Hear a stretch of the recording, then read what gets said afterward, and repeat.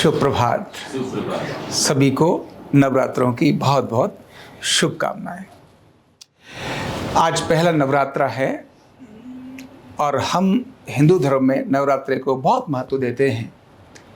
वर्ष में औपचारिक रूप से 3 बार नवरात्रों पर हम साधना करते हैं और ये शरदकालीन नवरात्रे हमारे लिए विशेष महत्व के और संदेश के होते हैं। ये हमारे आरोग्य के लिए भी होते हैं और हमारी शक्तियों के जागरण के लिए भी होते हैं। न केवल इतना ही होता है, जिसके कारण भारत है, जिसके कारण हिंदू संस्कृति दुनिया के कल्याण का कारण हुई है, जिसके कारण भारत की संस्कृति ने, भारत के लोगों ने जिस प्रकार ज्ञान और विज्ञान को हजारों वर्षों से सबके सामने रखा है, उन्हीं की एक परंपरा में शक्ति की साधना और शक्ति की उपासना भी है। लेकिन फिर भी इसका इतिहास आपको जानना बहुत ज़रूरी है कि आखिर नवरात्रे होते क्या हैं, नवरात्रों को क्यों मनाया जाता है, नवरात्रों की परंपरा कब से शुरू हुई और क्या यह कुछ ही वर्षों से मनाना शुरू हुआ है या किसी आदिकाल से किसी विशेष घटना के कारण से नवरात्रे मनाना शुरू हुए थे। ये जानकारी हमारे को होना बहुत आवश्यक है।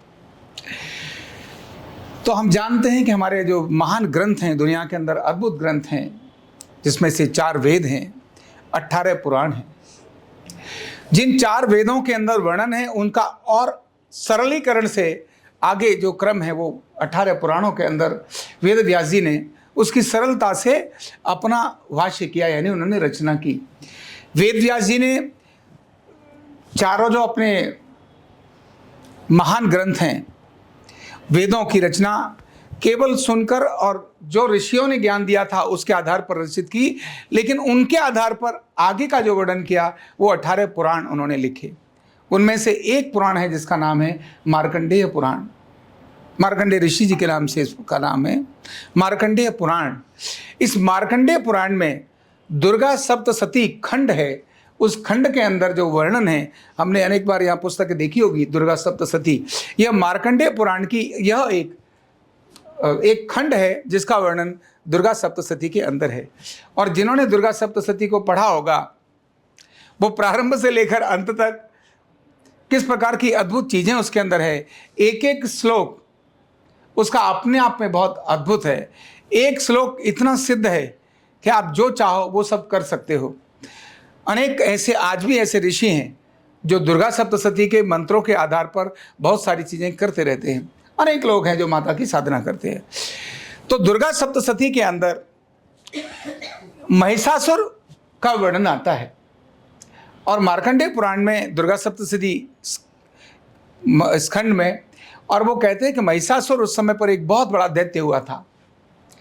महर्षि कश्यप और उनकी पत्नी देवी दनु, इनका एक पुत्र था दैत्यराज रंभ। उस रंभ का पुत्र था ये महिषासुर। महिषा कहते हैं भैंसे को, असुर मतलब महिषासुर को अगर हम विच्छेद करें तो भैंसे जैसा असुर, भैंसे जैसा दिखने वाला ऐसा असुर, इसीलिए महिषासुर। वो भैंसे जैसा विशालकाय और उस प्रकार की उसकी आकृति थी। लेकिन जितना वो बलशाली था, उसने भगवान ब्रह्मा जी की तपस्या भी की और साधना की शक्तियों का अर्जन करने के लिए।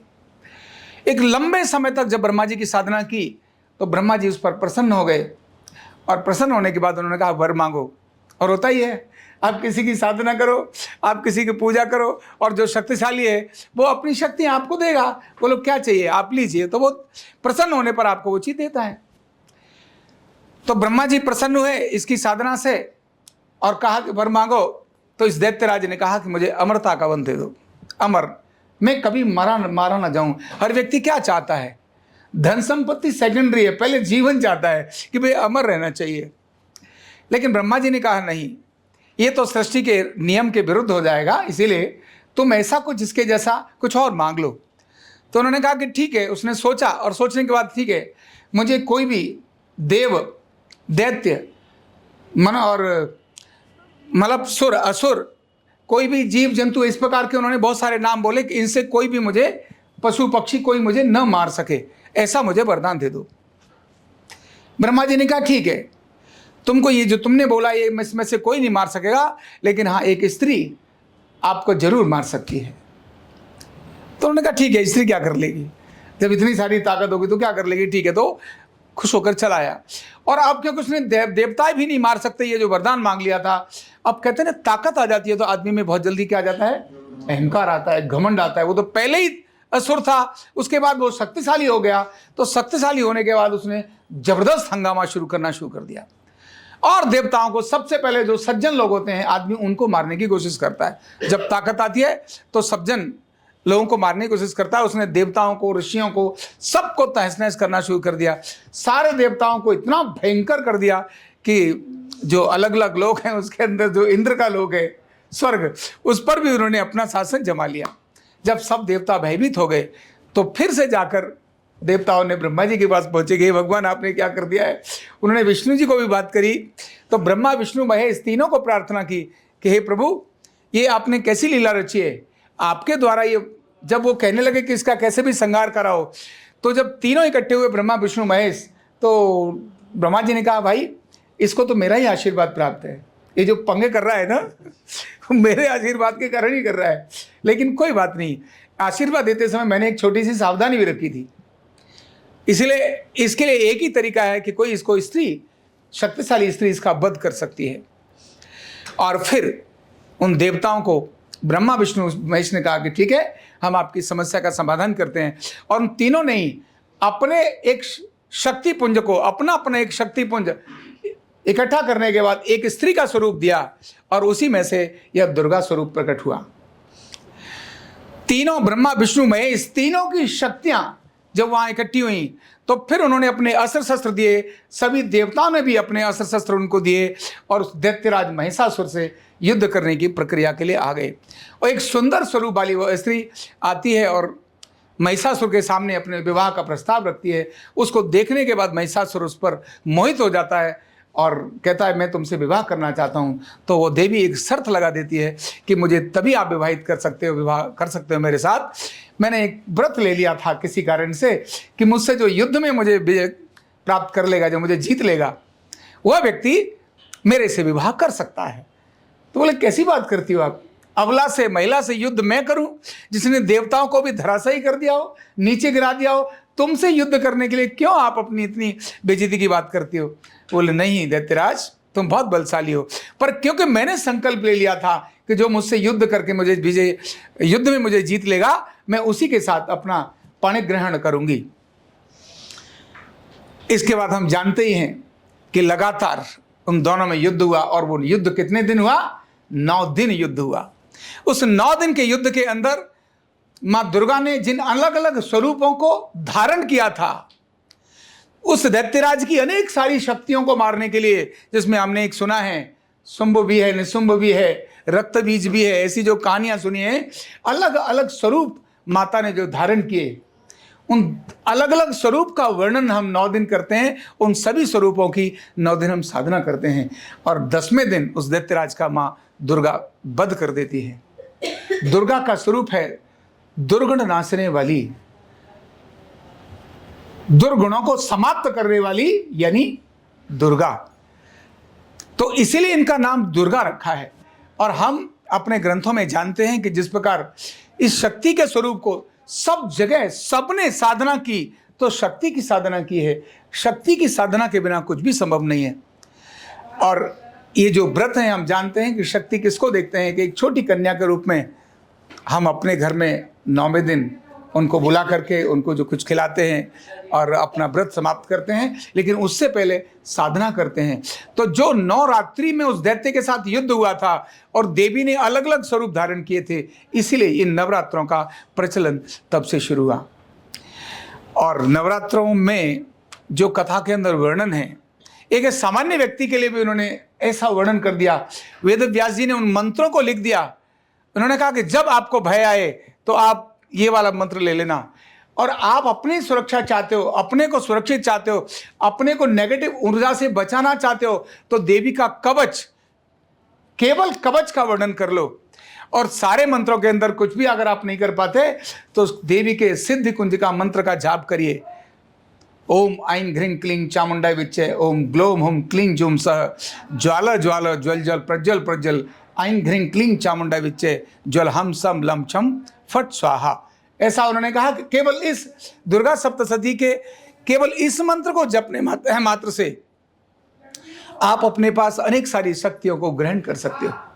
तो ऐसा अद्भुत यह महात्मा, भारत के अंदर शक्तियों को संचित करने वाला, यह भारत के अंदर एक कॉमन मैन को एक विशेष प्रकार की प्रेरणा देने वाला, नारी के प्रति देखने का दृष्टिकोण बदलने वाला, स्त्री के प्रति देखने का दृष्टिकोण बदलने वाला, सारी शक्ति सारी सृष्टि जिससे संचालित है वो है शक्ति। और शक्ति कहाँ से आती है? साधना से आती है।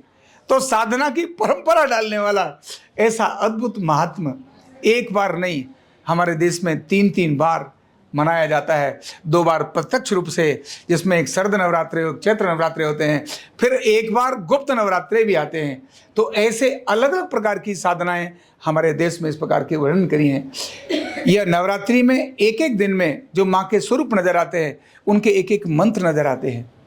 इसके बाद दूसरा पक्ष इसका आता है कि जिन 9 द्वारों की बात करते हैं, नवग्रह की बात करते हैं, अगर नवग्रह में अशांति है, ग्रहों में अगर कहीं अशांति है, तो ध्यान रखना, कोई भी आपका ग्रह आपको तंग करता है, माँ दुर्गा सप्तशती या माँ दुर्गा के 9 स्वरूपों का आपका जप और अध्ययन, उनका पाठन, उनका मनन, उनका चिंतन, उनका स्मरण, उनका जाप आपके उन ग्रहों से आने वाले कष्टों को भी निवारण करता है।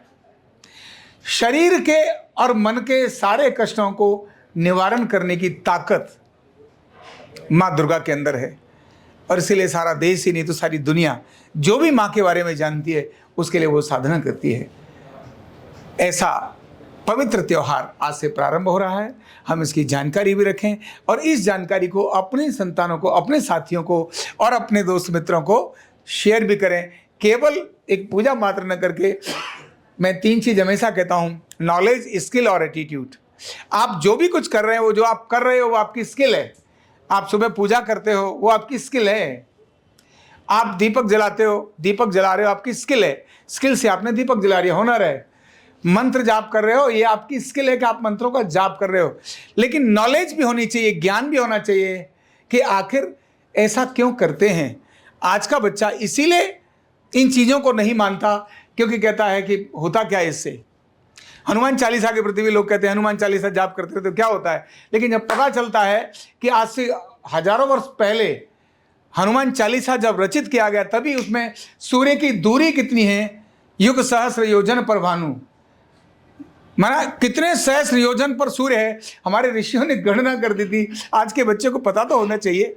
तो इसीलिए वैज्ञानिकता को जानना बहुत जरूरी है, जिसके बारे में मैंने आपको अपने पुराणों के बारे में बताया है। क्या वैज्ञानिकता को जानेंगे तो आज हमारा बालक अपने उन पर गर्व करेगा, सत्यता को जानेगा, उसके प्रमाण को जानेगा। झूठा वर्णन किया हुआ नकल उतार कर कुछ भी ऐसा भारत के ग्रंथों में नहीं है। किसी की भी कॉपी पेस्ट कर दिया, यह भारत के ग्रंथों में नहीं है। भारत के ग्रंथ बहुत अद्भुत वैज्ञानिक प्रमाणिक हैं।